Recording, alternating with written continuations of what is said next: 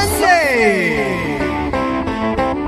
Every Sunday, side by side at the microphone, from the green light to the speed trap, Ray Garino and Joe D calls them as they season, and you better believe them. Hear relevant news, biased opinion, and outright nonsense regarding every aspect of automotive culture. Gasp! It's mechanical trickery never before broadcast over FCC-regulated airwaves. Thrill to the explosive tension as Ray and Joe cuss each other down track, barrel roll across the finish line, laughing at certain disaster as they shake hands with the devil. All that and so much more at high noon this Sunday on the Motormouth Radio Hour. Call in and speak live with the Wizards of Speed and the Live Feed, Ray Garino and Joe D. Bring the whole family. Kids under 12 get in free every Sunday at noon on WHBC. Take the Hempstead Turnpike to the Meadowbrook Parkway and look for the no parking on the expressway and no express service on the Parkway sign. Go right on Highway 24 to Garden City. $2 all-day parking includes pit pass. Ski there!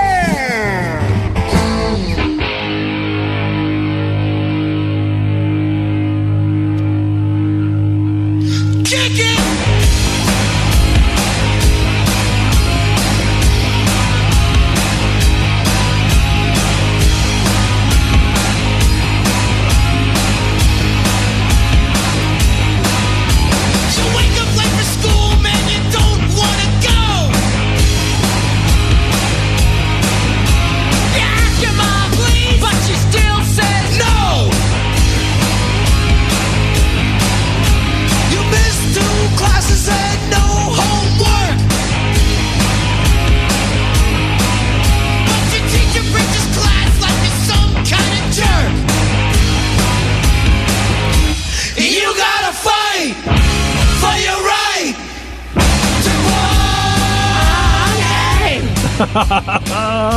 Oh boy! Sorry, got a little carried away. Joe just lost a lung. We are fighting for our right to party today on Motormouth Radio, Long Island's only automotive talk show here on the island of Long. One guy land. Yeah, with your host, Ray Guarino, Joe D., and whoever else happens to walk in today. There's no. My other lung just got up and walked out. So there you go. We'll get it back later. But we're going to have a great show today, Joe. People can get in touch with us in the very first segment at 516-572-7440 with our new flashy thing. We do have a new flashy light. So wow, how high tech looking that! I know, it's blue, so I understand. Blue. Okay, good. We're going to be having a guest today. We have Mr. Dan Short from Phantom Works. Yeah, that TV. should be cool. He'll be calling us after the first break, so we'll talk with Dan. In the meantime, you want to look at, see how we do things and after the show, during the week, go to MotormouthRadio.com. Check us out on Twitter, which is Motormouth Radio, or Joe's favorite, Instagram. Real_Motormouth Radio. And you can see what we do during the week. We post up our things that we get involved with at the shops and in our own private lives and all of that good stuff. Check the website. Subscribe to the blog. You'll see some stuff about Dan. We put some stuff on the site about Phantom Works, so you can read that as well. And it's a good way to keep in touch for what we do and see. I've been interacting with some of the people who have followed us. That I feel kind of beholden to answer people if they say things or make a comment. So we are real. We are here, and we will interact with you. We're all too real. Yeah, sometimes too real is the word, right? Yeah. So quickly, we got a segment to take care of business, Joe. What went on this week? Anything with you? I had a kind of a very, very quiet week. Yeah, mine was quiet too until yesterday. Only heard from the shop once, and that was I just showed up at the right time. Nice. And that was a no start on an older Camry, which is a little hint here. If you have a no start. And, this one here, they wouldn't even communicate with the scanner. Look at your check engine light. When you turn the key on, just flip it on and see if the check engine light lights up. All right? Because if it doesn't, that means the computer has not punched the clock to come into work. Mm-hmm. All right? In which case, now you're dealing with power, ground. In this case, probably a main relay, something like that. And another trick that you could use on certain cars, especially Fords are really good for this, is when you crank the vehicle, if the check engine light goes out while you're cranking, you have an RPM signal. If it doesn't go out, now you start looking at the crank sensor, distributor pickup, whatever. It senses RPM. That works for it's not a gimme for every single car out there, but it's one of the first things I do is I get in the car and say, hey, is the check engine light on? You know what I mean? Because as a matter of fact, that's part of your inspection too. Key on, engine off. The check engine light should illuminate, and if it doesn't, Right. there's usually something afoot. Or you look for the black tape. Yes, or the picture of the guy's dog, or the woman's kid. The mask card. Yeah, Usually the mask card. Yeah, mask cards That's too. good. Yeah, there's all kinds of stuff in the way there, but so like when you have to write down, is check engine light illuminated? You write down mask card. Right. Yeah, St. Jude. Right. Because it's going to be hopeless. Yeah, absolutely. Yeah, we know but somebody's playing around. Yeah, I mean, so you could do that, a quick and dirty thing without a scanner. Of course, at that point, I always recommend plugging in the scanner, whatever you got, just to have a little chat with the engine computer, just to make sure that he's in there. Because if he's not, it's the first thing you got to do, because there's no ignition, there's no fuel pump, there's no nothing. Right. So you got to go there first. Yeah. That's number one on my no start checklist. Well, yeah, people don't understand really. That is the gas gauge bouncing off of E. Yeah, right. People don't understand what is actually in play when they bring that car in, and the guy comes out with the oily rag and the coffee cup saying, "No sticker for you." That kind of lets you know what's going on, and people don't know, and that's the thing. It's. Yeah, I mean, of course, it's the technician's job to know. But sometimes if you can hand them like a little hint here and there, like, oh yeah, well, we jump started the car like 5 times last week, right. Something like that, because I'm always a big fan of saying every time you put jumper cables, a booster pack, whatever on a vehicle, that voltage spike, which is like pretty much unavoidable, no matter how careful you are, something can happen, and 99 times out of 100. Ain't nothing will, as long as you've got the red and the black cables on the right battery terminals. But you got to watch that stuff. You know what I mean? Speaking of that, just usually we do this at the end of the show, but I'll tell you now because you just you spiked my memory. That was the other's kind of good spike. I had I have an anti-gravity battery, a jumper battery. Right. The case swelled on me and it split. The battery still worked and held a charge, but I sent it back, and the good guys at Anti-Gravity have now they're going to replace it with. I had to pay a certain amount, but it was discounted, and I was talking to them, trying to get them on the show to talk about that type of stuff, the lithium-ion technology. And although I don't have a date firmed up, it looks like we may be in a good line to get these guys on and talk about lithium-ion. I think it's a good idea because, those things are all over the place. They're they're in your phone, they're in your booster pack. Everywhere. They're in your vape pen. They're all over the place. And you have to respect them because they can cause trouble if you don't treat them right. Right. You know what I mean? Oh, yeah. And go on, I'm sorry. Yeah, no, and when you got to learn that they're not the same thing as like when you used to wheel around a regular car battery on a wagon. You know what I mean? So acid, that they work a little differently. You got to treat them a little differently, and as long as you respect. Yes, they're durable. Okay.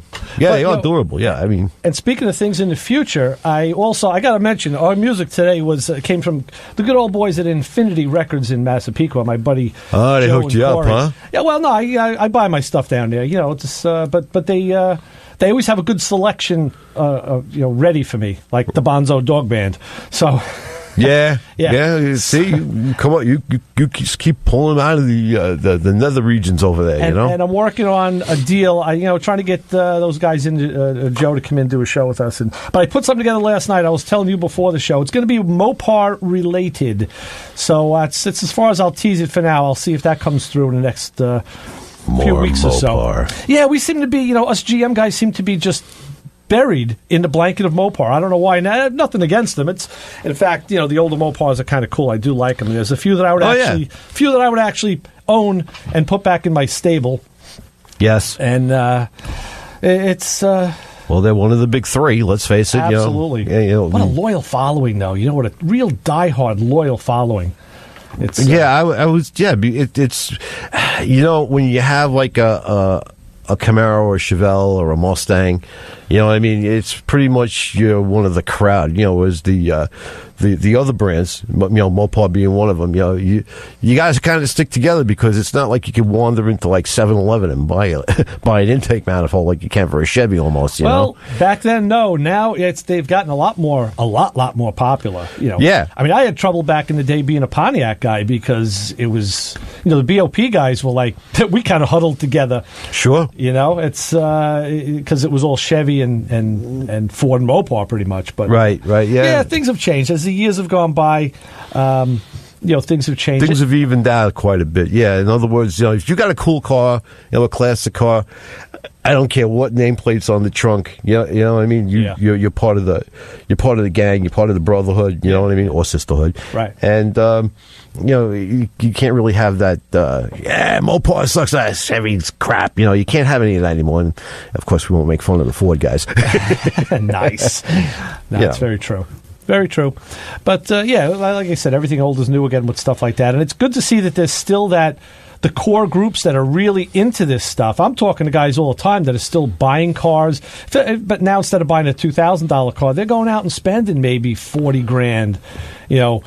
Give or take, could be 30, could be 50 or more, and like anything decent is going to bring the bucks. And then as we'll probably hear from our guest, finding a ratty one and bringing it up to speed is not a cheap undertaking no more. Oh, not at all. I mean, we know that from the endeavors that we get involved in, just doing repair work, and you see how a bill can rise rather quickly. Yeah, the price of stuff goes. Things are expensive these days. You know what I mean? It's just, and that's not just even accounting for inflation. Like, a lot of the newer cars, the expensive modules, expensive sensors, stuff like that. Sure. You know what I mean? Or it takes like 9 hours of labor to dig something out of the regions of the vehicle. Knock sensor. Yeah. Or that T30 Torx bit that I lost in my wife's car. I still haven't dug that out. That's still on the missing persons I could list. swear there was a candle in church for that with that thing's name on it. Yeah, right. Yeah, I know. It's hard to lose a tool. And I don't lose. It really hurts because I don't lose them. So whatever. But that's what kills you. Especially you're pretty meticulous with your tools. Yeah. I'm somewhere between you and our former co-host Chris. There, we had between meticulous and like, my God, how big can that pile get? Wall o' tools. Yeah, exactly. bucket of sockets. Right. That's pretty good, but he always found them. I love that about him. That was great. That is cool. Well, he kept going. He did the Matt Goman Bryan thing, but instead of selling them, he was at the swap meet all the time buying 8s and 10s. He'd always buy 10mm sockets, 10mm wrenches. It was always to replenish. Gotta love those 10s. You got to do things like paint them bright colors and string. Have a string of them like a little necklace. There you go. In case, because of course you're going to misplace it in the middle of a job. You know what I mean? Yeah. But well, the thing I started doing, it really makes my life easy, is I started using the Steel Labels decals. We had them on the show. Yes, those things are great. Yeah. And plus, you can spot your tool now because you're probably the only guy in the shop that has them. You're the only nut job that uses that. Exactly. I got to get me a set of those because as I get older, I mean, I have pretty good close-up vision, but when you're looking at a socket and you're in the middle of a job and you're standing there, so it's a snap on. Yeah. Is that a 10? Right. Or 11 or something like that. But something that makes it quickly recognizable is definitely a good thing. That's for sure. Well, we're going to take our break so we can get Dan on the line in a few minutes. Yeah. And let's do that. Hang in there. We'll be back with more Motormouth Radio. TV on the radio. 90.3 WHPC. Let's take a slow ride.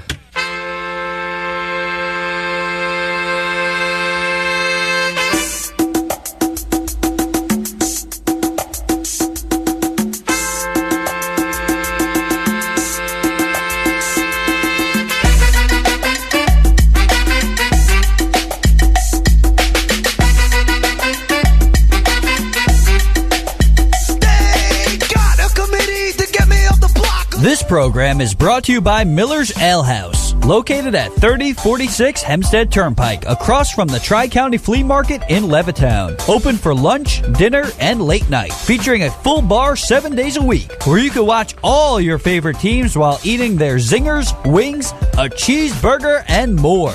More information is available at millersalehouse.com or by calling the Levittown location at 516-520-7000. Miller's Ale House of Levittown is a proud supporter of the voice of Nassau Community College, 90.3 WHPC. This show is brought to you by the NYCB Theater at Westbury, who presents Procol Harum with special guest Jamo's Jazz Band in the Still There'll Be More tour on Thursday, February 28th at 8 p.m. More information can be found online at thetheateratwestbury.com. Coming up at 12 o'clock today, Sunday, Motormouth Radio, Ray Guarino, Joe D, talking about cars. And like I said, you don't have to know anything about cars to enjoy the show.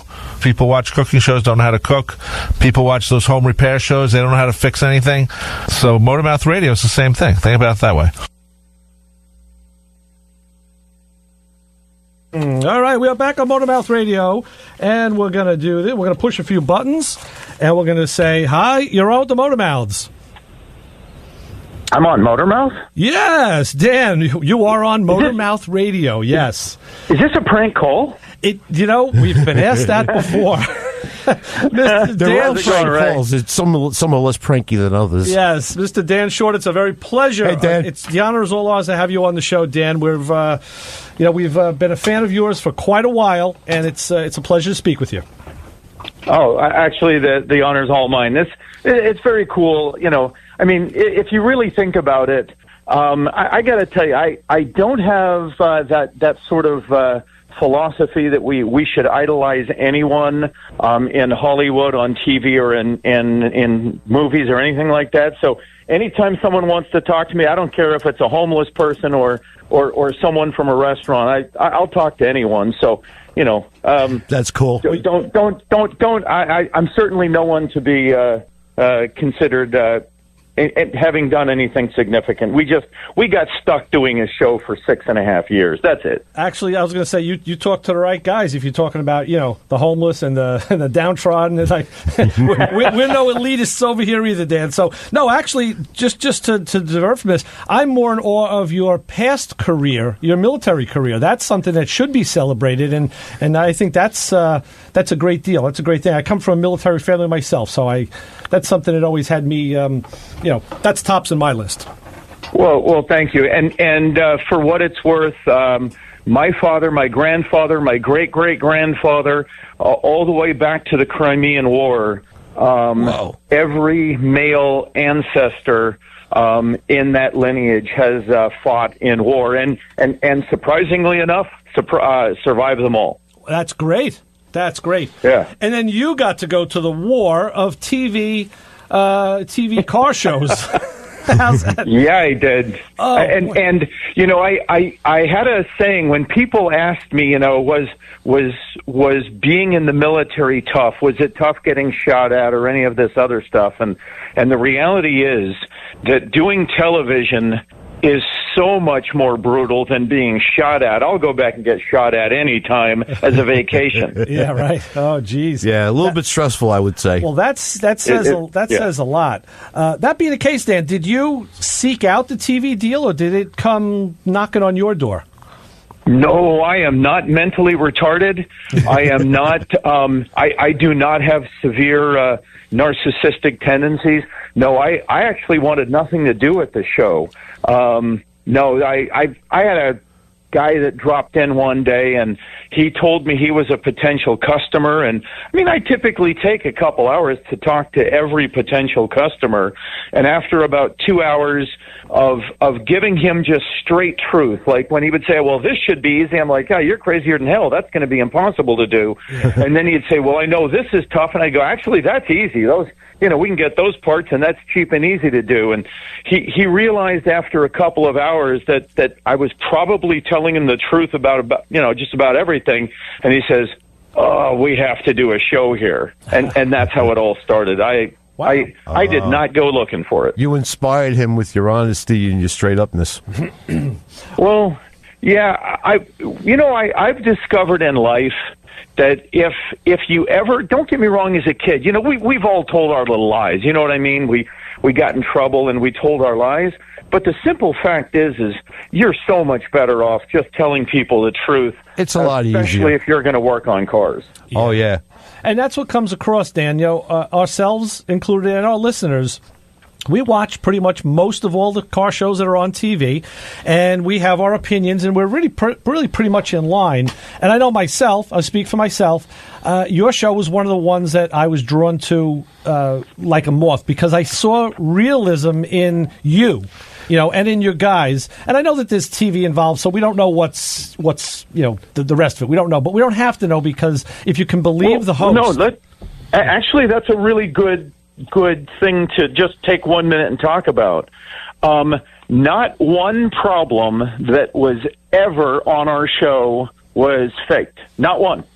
We didn't have to. In fact, you know, people, I would get asked all the time, you know, did you really have all those problems? I'm like, no, we didn't have all those problems. We had 8 times that many problems. We had to sort of cull it down to a small list just to show what we dealt with. But not one time did we ever have any need, or did we fake a problem on the show. Never. Right. So the writers didn't have to be busy with filling in the say, this is too boring. We got to spice this up a bit. Yeah. That's right. They didn't have to. In fact, if anything, the editors were far busier, you know, having to decide what to cut. Hey, we got 7 issues on the car here we filmed, and we really only have enough film time on average for about 3. The reality of shop work. They spent, you know, each one of the shows took in the neighborhood of 100 hours of actual tape. Like we created 100 hours of film for every 44-minute television show, and each 100 hours took about 400 to 500 hours of work to get. Oh my God!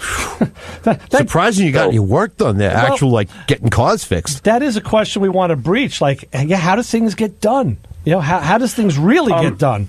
Well, can I? And I'm not going to tell you which executive. And I will say this in fairness, it wasn't at the network. Which executive told me, you know, said, well, wait a second, we have a solution to the problem of, you know, getting cars done faster. Just hire a separate crew that works all night long and actually builds the cars, and that way your guys can just be on TV during the daytime acting. I mean, that was actually told to me, like, we should do that. And my first thought was, let me just choke the life out of this person who needs it. Right. But when I said, okay, well, beyond the fact that I can barely keep a crew going now because it's just so hard to find qualified mechanics, right, and beyond the fact that I'm already here about 17 hours virtually every day, who is going to be the new crew and who's going to manage them? She said, well, you just need to go find a new crew, and you should manage them at night, too. Oh, really? Yeah, seriously, while so you're I home said, okay, drinking your wine and, you know, your white wine and crap. Yeah, get out of here. Right. Yeah, no, I don't think so. You know, the hours put into this were pretty obscene. I was either in front of a camera or working behind the scenes stuff, you know, between editing or like assistant directing and saying, no, you can't see what you're about to see from that angle. You need to see it from here. So I was very involved. I put about 30 hours a week, 51 weeks a year into the show. So I had roughly 1,500 hours a year just dedicated to creating the film. Wow. Holy crap. Yeah. And you're still standing. God bless you. Yeah. There were days I didn't feel like I was, I got to tell you. It was by far the most stressful period of my life, because not only was it the hours, it was the cost of doing it. Sure. All the overtime we spent, all the expectations that needed to be met. I mean, to talk about brutal, brutal, it doesn't even begin to deal with it. I'm not kidding. I would much rather get shot at than go back and do that same show under those same circumstances again. Getting shot at is easy. I was going to say, it made me think of like those guys in other cultures that have like multiple wives. That'd be easier, you know. And we're all married guys here, so we're not making this stuff up. Yeah. Did you hear about that case recently? There was the guy that was found guilty of having two wives, and you know what his punishment was, right? Keeping them both. Two wives. Yeah. Oh, so I always used to say stuff like that is like having a sharp stick in both eyes. yeah, exactly. Yeah. So it was an interesting run, I got to tell you. But anybody who thinks that shooting a real show in a real shop is easy, their head is on backwards. Well, yeah, seriously. I mean, just running a real shop, especially one of that caliber, can't be easy as it is. I mean, I'm sure it's like vacation time for you, relatively speaking. But just running a regular shop, a shop regularly. I mean, I know my share of shop owners. I mean, and those guys are ripping their hair out just trying to get stuff done on a that's the thing. The usual stuff. That's the thing too, Dan. Is Joe and I don't own shops of our own now. Joe had to pass, but we both. I'm an ex-shop owner. We both work in shops. And so we see what it does take to get things done. What was your background in mechanics? How far back do you go? Do you go like us when you were a little kid, or was it? Oh, let's. This shouldn't be about the Dan Short Hour, so we don't want to talk too much about this. But probably like you, at the age of 5, I was already ripping stuff apart. That your mom yelled at you for. For me, I was fairly lucky. I was actually able to put most of it back together by the time I was about 7 or 8 years old. Right. And I will tell one quick story. My single favorite the thing that I remember doing was I was somewhere in 7 or 8 years old, and I remember my mom throwing out her carpet shampooer. Right. And I said to her, "Why are you throwing that?" She goes, "Well, it doesn't work. I turn the switch on, nothing happens." And I said, "Can I have it?" "Yeah, of course." So I pulled it apart with a screwdriver and a set of pliers. I looked through it, figured out what was wrong with it, repaired her shampooer, put it back together, and gave it back to her. And she was dumbfounded that, this 8-year-old kid put her shampooer back together and made it work. Nice. And that's just sort of been, look, chances are, Joe, Ray, you guys are the same way, right? You pull something apart, you can just sort of see how it goes back together. Yeah, you have to have, it's a mindset, yeah. I'll give you a perfect example. The problem I have is the repair by replacement way that people want us to do things now. Our teapot in the kitchen broke. You pull the lever and the spout wouldn't open up. So I said, we got to find a new teapot. Harder than you think to find a new teapot, by the way. But anyway, I said, let me look at this thing. That's why God made coffee. So Come on. So I bring it down to the workbench, and I look and I said, okay, there's roll pins. Take this. I got the thing apart. It was a plastic little arm that would push on another piece to open the thing, and it snapped. I said, okay, so you can't fix that. Grind it smooth, drill it, put in a wood screw, or I think I used a sheet metal screw, and replicated that plastic arm and said, voila, it's fixed. Viola. Yeah. And my wife's like, how'd you do that? I'm like, don't ask. I can't tell you. It's like, it's a secret. But, that's what we do. And the shame of it is that sort of an approach to problem solving is just disappearing today, isn't it? Yeah, pretty much. I see quite a bit of it going away now. It's let's look it up online. Okay, it says that you've got this problem. You change that. What's that YouTube kind of stuff. say? Yeah. Well, wait a second. That's if they'll even do that. Wasn't that long ago a guy about 35 years old pulled in right next to my office window, and it was on a Sunday, and I'm in here working, and I see the guy, and finally after about half an hour I decide to find out what's wrong. I knock on his window and I said, "Is there something wrong?" And he goes, "Yeah, I've got a flat tire. I didn't notice it was on the other side of his car." I said, "Well, don't you have a jack and a spare?" And he said, "Yeah." And I said, "Okay, why don't you change your tire?" He says, "I have no idea how."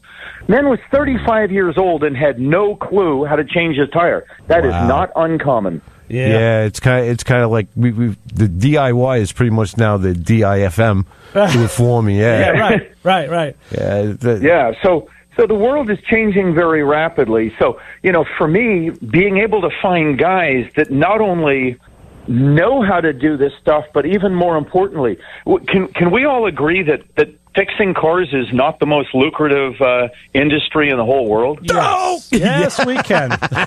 Yeah. Okay, so, between the problems you run into, the logistics of finding the right parts, the parts arriving broken, getting them installed, not losing things, having comebacks and things like that. I mean, this is a brutal world to live in. Yeah. So not only is it tough to find the guys that do this, but then once you do, you got to be able to try and figure out how to pay them enough that they don't want to go do something else that's half as tough and pays twice as much. Sure. And so for me, what I work on every day is keeping these guys as inspired as I can and chasing passions and letting them sort of see these creations come through to fruition and then meeting the owners so that they can kind of see that they've changed someone's life. But I got to tell you, it's getting tougher and tougher to find the guys.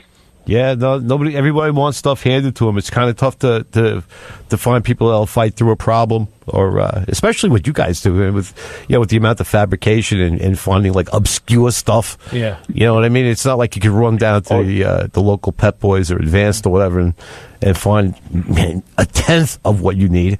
You know what I mean? That stuff's got to get conjured up from God knows where. I would say that we probably do, like we do about $700,000-$800,000 a year just in parts.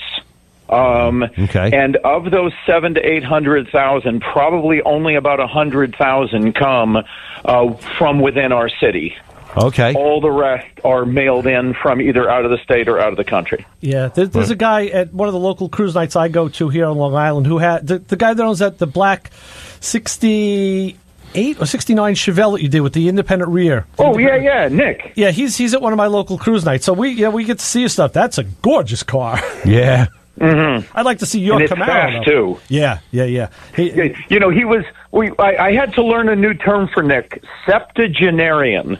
Okay. And what that means is a 70-year-old dude that kicks your ass. Yeah. You know what I mean? So right. He's very cool. Nick is just he's like Clint Eastwood, as far as I'm concerned. Right. Yeah. Right. Cool stuff. Dan, I was going to take a quick break, but I said, screw it. I'm going to go. I'm going to keep going because really, we got a great. This is fun. we got too good of a flow going to interrupt it. I'm sure with all the negativity that we speak about and the downsides, there had to be some benefits from doing the show. What comes to mind? Yeah, one of the nice things is you get exposed to an entire new layer of humanity that there was no other way you could touch. It wasn't that long ago. My wife is on the phone, and she walks in with this astonished look, and she says, "Ted Nugent would like to know if he can take you to lunch." All right. Now, really? Now, what I want to the know Motor is, City Madman? Yes. But in reality, and then let's put this in perspective, was it the same feeling you had when they said, listen, Ray Guarino from Motormouth Radio wants to do an interview with you? Would you talk to him? It was exactly the same. Yeah, I'm sure it was. My skin was all tingling. It was very cool. Look, the fact that I'm on the phone with you guys today, right? Yeah. So doing a TV show itself is not necessarily enjoyable, but getting to meet, you guys, getting to meet Bernie Kerik. I don't know, Bernie Kerik up in New York. He was the commissioner of police during 9/11, right? Mm-hmm. Asked by George Bush to be the director for Homeland Security. I chat with Bernie Kerik on a regular basis. Nice. I have been up in D.C. and met with some of the most senior people. I'm knocking on the door of the White House at this point with some potential meetings with a couple folks inside the White House. Nice. Wow. So, it opened up entire horizons. And one more thing that I never even thought of. In doing television, hopefully you learn what's called the elements of story. And so as a result of understanding story, that there must be the three elements, which are hubris, nemesis, and catharsis. Desire, enemy, and then a resolution. Mm-hmm. And in learning that, I've started exploring my writing skills again, and I've actually just finished a novel. It's not quite out to the publisher yet, but I finished a novel that a lot of people believe is brilliant, and it's because I now understand stories. So the show really did open up amazing horizons. You're quite the Renaissance man, aren't you? Yeah. That's kind of cool. You know what they say: if you can't dazzle them with brilliance, baffle them with bullcrap, and I'm pretty good at that. That's one of our mottos. That's on the coat of arms, the Motormouth coat of arms. We do that every week here too. Yeah, that's very cool. You know, going back to something you said before about we're talking about parts and suppliers and things that don't get on here. There was a show a couple seasons ago. You guys had worked on a Volvo. I think it was a 39 Volvo. If I remember, it was like that thing, 7, I think 30, And the water pump would just kept leaking. Yeah, there was a big issue with that. And I said to myself, as a viewer and fan, said, "Hey, I know a guy who could fix that." And there's guys out here on Long Island that I actually. Yeah, Joe's making the finger things, which is I'm doing the same thing. And I got in touch with them. Not and said, that finger, Ray. And said, "Hey, you guys would have been a natural for this." And they said, "Yeah, we did do that pump." and I said, "Well, how come there wasn't a credit for you guys?" And they said it was. They said no, it was that the production company basically didn't want that to be known. And I was really curious why, because and that's a huge subject. Look, it's called product placement, and getting somebody's name on the show is much harder than you might think. When you look at some shows, like for instance, you look at Graveyard Cars with Mark Worman. They are allowed to have banners everywhere. If you watch that show, in fact, you're sort of inundated with sort of background signs and things. Right. I don't know if you ever realized it, but although my shop has hundreds of signs, every one of them are antiques and vintage, and none of them are from actual that's vendors. A very good point. I was kind of noticing that. Yeah, that's true. So your shop doesn't look like the hood of a NASCAR car. No. Right, it doesn't. That's great. And you see, our show was considered kind of the sterile show or the virgin show when it came to product placement and advertisement. So on the good side, we were very genuine, and you never saw us holding up an intake manifold going, this Edelbrock Performer intake, provides great, airflow and fuel atomization. You didn't hear us saying stuff like that, and that's part of what made us, I think, a little bit more legit in many ways. On the bad side, trying to help out, little small businessmen with stuff was very difficult because the answer was just no for almost everything. Yeah. No kidding. Yeah. Yes. Yeah. So, and it kind of sucked because, it would have been neat to have had a whole lot more people. I mean, we had a lot of great people reach out and help us out. And unfortunately, we were just sort of told, just do your show. And in fact, there's a couple shows. You will see in a couple of our shows there's signs that are blurred out. Yes, they're antique signs from companies that haven't existed in 50 years, and they still blurred them out because they said it looked like we were marketing. Oh boy, that's really oof. Yeah. I mean, I know when they do it on on a hat or a shirt or something. That we all understand, but that's kind of ridiculous. But it was a very clean show in terms of that sort of stuff. We basically didn't do any of that, and as a result, there was very, very little product placement or agreements that we were able to make. Best we could do is bring someone's product into our shop and do some stuff on, social media. You know what I mean? A Facebook post or something like that. But basically, just about nothing made it onto the show. It's good, though. It's good to see that you do have one of the coolest offices in the business because I always love looking at. I'm the guy that looks behind the focal point. I want to see like what's in the room or what's and I could look at your office all day. That's home. Yeah. Well, there's a lot, and believe it or not, they would redo my office almost every time because I had so much stuff they wanted to hide it. But the three coolest things in my office, I don't think you've ever seen. I have 3 of the original 1926 Route 66 road signs. And I mean, don't get me wrong, I don't have the world's greatest collection of Route 66 stuff, but I'm probably in the top 5. And a lot of that never made the show, which I thought was a little sad because Route 66 is just sort of, in that heart of America kind of thing. Oh, absolutely. Yeah. Absolutely. Yeah, that's right. Something else, I got one of our listeners had asked me to put this out to you. I see it as a positive. He saw it as a negative. When you do your brake system tests on the danger drives that I like to call Danger drive, some people yeah. hate it. I said, man, that is great. Walk us through that. What was the impetus for doing that and for having that so prominent? Because it's become controversial. Okay, right. And the funny part was, it got to the point where if a customer came here for a test drive and I didn't do it with them in the car, they would get very disappointed. I mean, all the customers wanted that. They at first I received a few letters like, you're some sort of a moron. You're flat spotting the tires. Well, first of all, if that's enough to flat spot the tires, then they're not good tires anyway. Right. So I do it. And it's mostly, I give the credit to my ex-wife. One day we were driving through a neighborhood, and actually she was behind the wheel, and I see this ball bouncing out, and she's driving a little too fast. She's probably doing 35, and a ball comes out between two cars, and I said, stop, stop!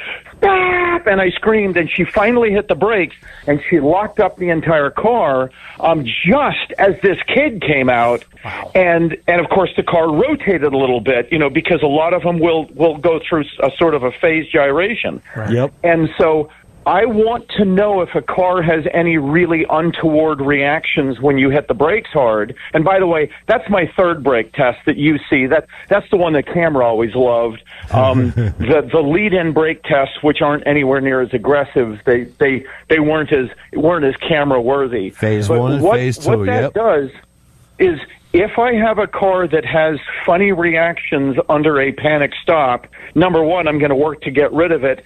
And in only one case I couldn't get rid of it, in which case I brought the driver of the vehicle out, and I said, I'm going to take you through it so that if you ever have this situation, you know what to do. Because his car would rotate about 40 degrees at 35 to 45 miles an hour. It would just rotate, and you could not stop it from that rotation. And so, you need people to understand in an emergency what the car is going to do. So, and yes, I took a lot of flack for that, but I still do it to every car.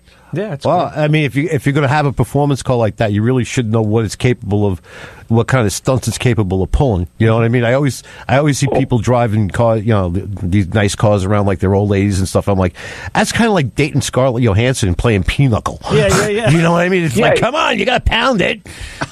Yeah, and that's very common. Most people that we build cars for, especially those that say, I want lots of horsepower, they have no clue how to drive their vehicle. Oh, yeah. And what you don't see on the show, I think you've only seen it like 2 or 3 times, but I do this very regularly. Any performance car we build for a customer, I take them out for kind of one of those, Richard Petty experiences, right. and take them through how their car drifts, how their car rotates sideways through a turn. I do that with most of my customers. You got to shake it down. Yeah, it's good. Oh, hell yeah, because you don't want to find out it failed the first time they tried it. If it's going to fail, I want it to fail on me. And it's good that you're in an area, where you can do that. You have a somewhat, we see you go try from, that in Queens. Well, we see you go from the industrial area. Wait a second. Yeah. That's a highly, look, I'm in the middle of a big city. Right. So as I do this stuff, and I can only say so much, I have had several of the constables let me go.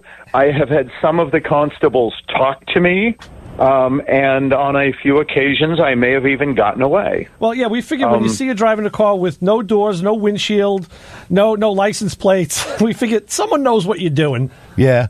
Yeah. Yeah. So that's been an interesting ongoing relationship with the police. I will tell you that they're very decent. The police officers in Norfolk have treated us very, very well. And don't get me wrong, we don't do anything stupid that would endanger someone, right, other than like me and the car. You know what I mean? Right. Sure. Yeah. Well, you know where to draw the line. Yeah. Dad, I got to tell you, I have a bunch of questions here. We're not going to get through them. I think we're going to have to have you the way that we're flying here. Yeah, for round 2. But one of the things I wanted to ask, and this was like the elephant that I wanted to drop, but I don't know if we could even. Yeah, well, it wasn't a Hemi though. The real cost of car restorations. Can you encapsulate that for us? Let me give you a couple examples. Please do. Because, you know, look, I think still to this date, I'm the only guy on TV that's ever talked real, honest numbers about what it costs to do this. And the irony is we're not a really expensive shop. Like, people write me, like, I know you're, like, super expensive. And it's like, you're crazier than hell. We're not at all. We just brought a vehicle in here from another shop that they spent just about $400,000 on, and they brought it for us to finish it. Wow. In fact, it came out of New York. No kidding. So we you know, my full build on these muscle cars was anywhere ranging from about $150,000 to $200,000, and I mean, I would see audiences, especially women, gasp as I would say that, and I got to tell you, we were barely breaking even building the cars for those kind of numbers. Wow. The fact is to go through a car, every part, build the engine bay, build the bottom of the car, the steering, the suspension, the wiring, the brakes, the window regulators, the dash, the gauges, the seats, and 1,000 other things. It adds up quick. It's virtually impossible to do that in less than about 1,500 to 2,000 hours. I mean, it's just, you know, I haven't found the crew anywhere in the world capable of doing it. Yeah. And then it isn't unusual at all for us to drop $50,000 in materials.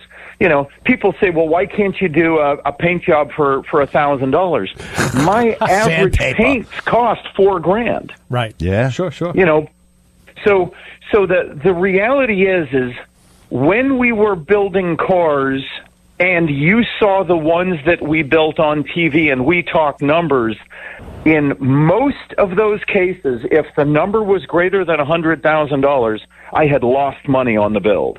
Wow. Whoa. And so this is an expensive thing to do, and every single person before they step out of this building on the first day knows what their car is going to cost, and in virtually every case, we come in under the budget that we agree to. That's great. And that was one of the things that I know I liked, and other people have expressed they like as well. That's refreshing. Is when you brought people in, before they pick the car up, and you give them that stack of paper, and you go through the labor rate, the hours and the parts, and you break it down. I mean, that's real life. That's what you're going to get. You know, you're not going to just, the big reveal isn't always, like the Wizard of Oz. Let's face it.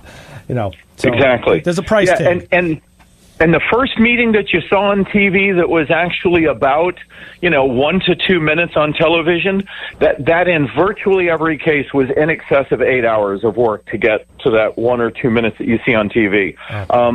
Because we obviously, you don't show all of, that how the sausage is made, so to speak. Sure. But the reality is we would talk about everything. Sometimes the camera would get it, sometimes they wouldn't. It was always edited way, way down. Mm-hmm. But no customer has ever really been surprised, at the final bill. They're just not. Yeah, that's good to know. That's very good to know. We have a good friend, Matt Goman Bryan. He's down in Delaware, and he wants to know whatever happened to the purple wide-body 67 Corvette. We've had a few people ask us about that. They said, you got to ask Dan. Okay, I will.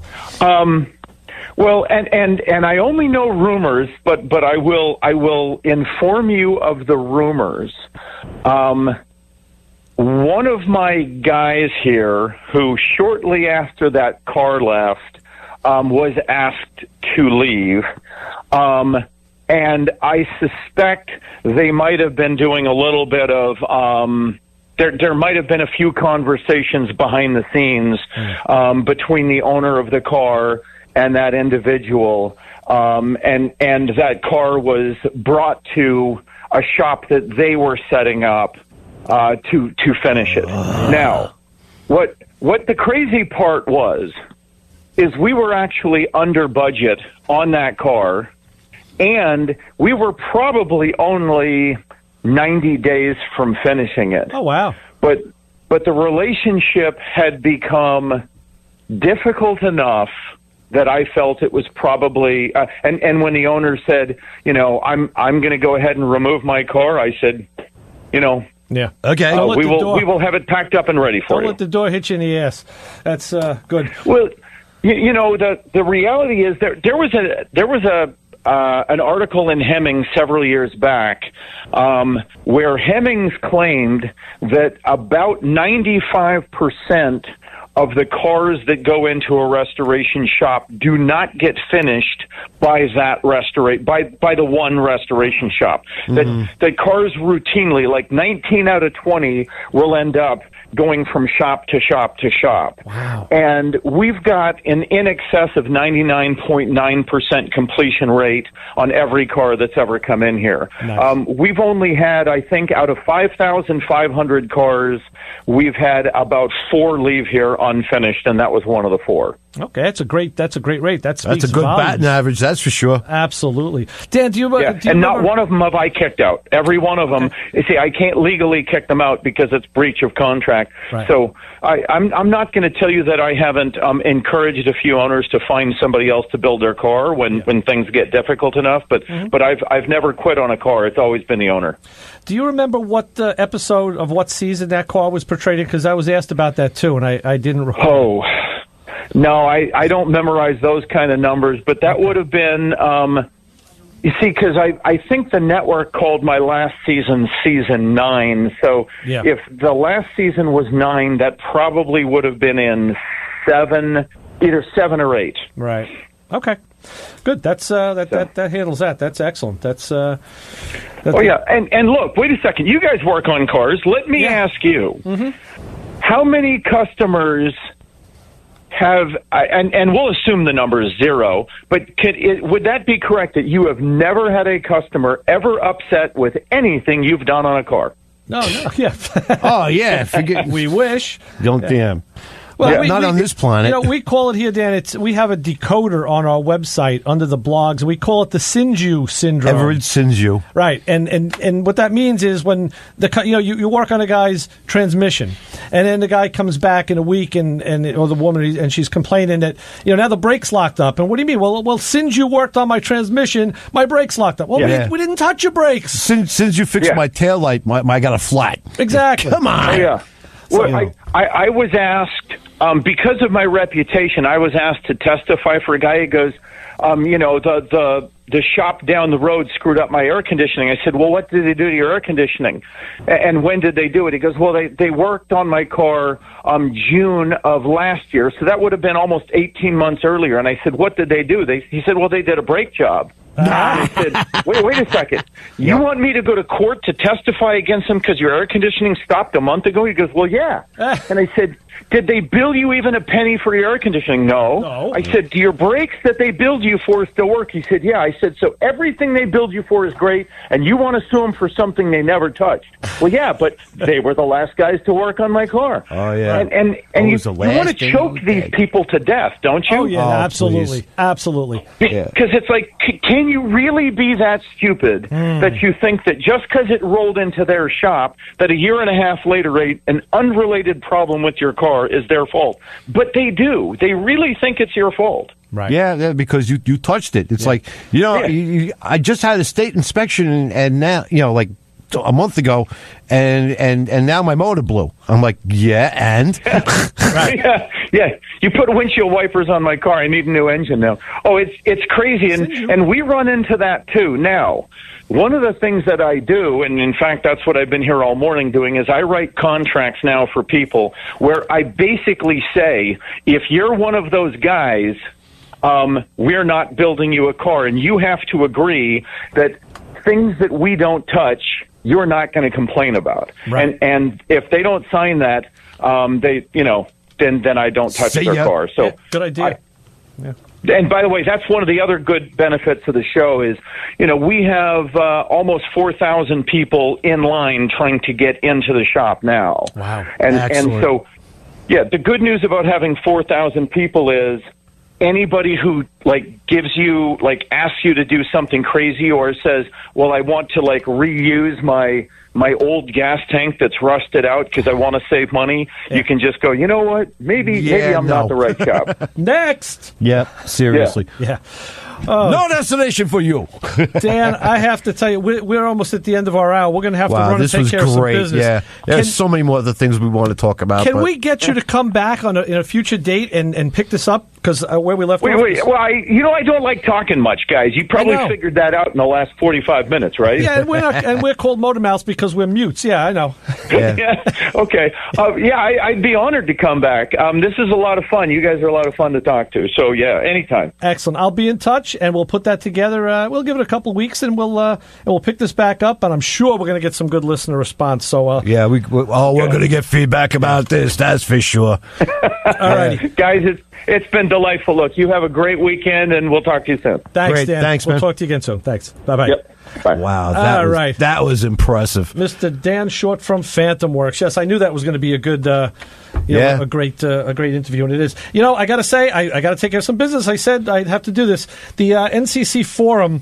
You want to listen to this show Thursdays at 3:30 p.m. You'll learn about different departments, clubs, or persons here on the Nassau Community College campus. It's hosted by Kevin Boston Hill. So that's something you may want to do if you want to know more about what goes on here. So much for and there music. is quite a bit, yes. Yeah, we are... we're just going to wrap, and we're going to have to get out of here, so I got to make some programming changes. So that was pretty good, Joe. Short. He's very He's very impressive. He knows his stuff. I like his attitude.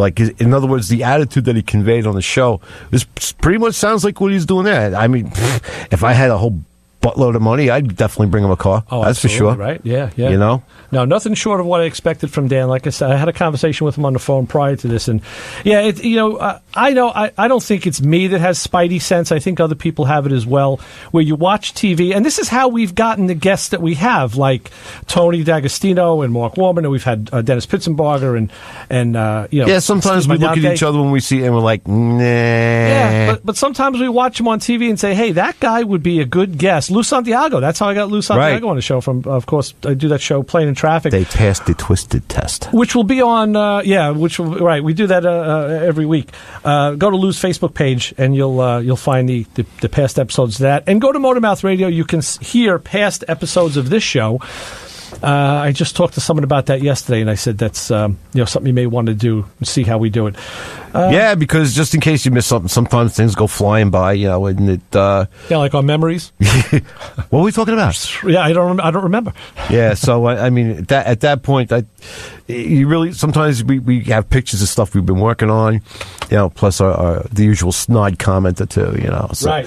It's fun. So in other words, we're not limited just to this hour. We're out there now amongst the interwebs, so by all means catch up with us. Yeah, we do swim in the sea of humanity where automotive stuff is concerned, so we definitely like to play in that one. We wade right up to our necks, and we see if we can, sometimes we even try to hold our breath. Sometimes we do, is right. But, so next week we don't have anything. I'm working on a couple of things, like I said. We have a couple guests in the works. To come in and speak. Yeah, with we've us. got a couple potential victims. Yeah, we're going to see what happens because it's always nice. It's good talking about the stuff that we do. Although this week I had a very, very slow week automotively. I didn't really break off. Well, I fixed the T-pop. I didn't fix anything of noteworthy. That was a car. Just kind of pedestrian stuff. So. Every once in a while you catch that, but that just means it's all piling up, and then you know what's going to happen. It's all going to hit the fan. Yeah, absolutely. Or just the duct work because the fan stopped working, and we got to fix the fan. Yeah, fix the fan. That's that's our job. We got to do pretty much everything with this crazy thing here. Yeah. So all right. So that's good. So in other words, you never know what you're going to find. I mean, we'll put it out on the interweb, but again, people should check MotorMouthRadio.com for the website. You should check Motormouth Radio for Twitter and on Instagram. _Motormouth Radio. Right. Twitter seems to be the one that's getting a more play, and I can see why, because it's picture based. People like it. Yeah, it's kind of instantaneous and whatnot. Yeah. I kind of like it too because it is pictorial. Although the nice thing is when you reply to someone on Instagram, you can't post a picture. When you reply to someone on Twitter, you can put a picture up. So I wish that was the other way around. Yeah. But, Yeah, well, each platform has its spots there, you know. It sure does. So now I have to go home and deal with a tire-related emergency because Right. you know what happens in my house? It's always the first car in the driveway. Yeah. So now, of course, now I have to deal with that. So it's time to bust hopefully, out the jack and the impact. And you said that thing was off the rim flat, so hopefully... yeah, so ain't nothing we can't handle. You think your air pump will fill it? No, it's off. It's the bead is not seated. Oh, that's what I mean. It's flopping around, so now the tire's got to come off. Got to go over by the UD and fire up the old Coates machine there and give it a blast of air, and hopefully there's nothing. The tire is just repairable and not.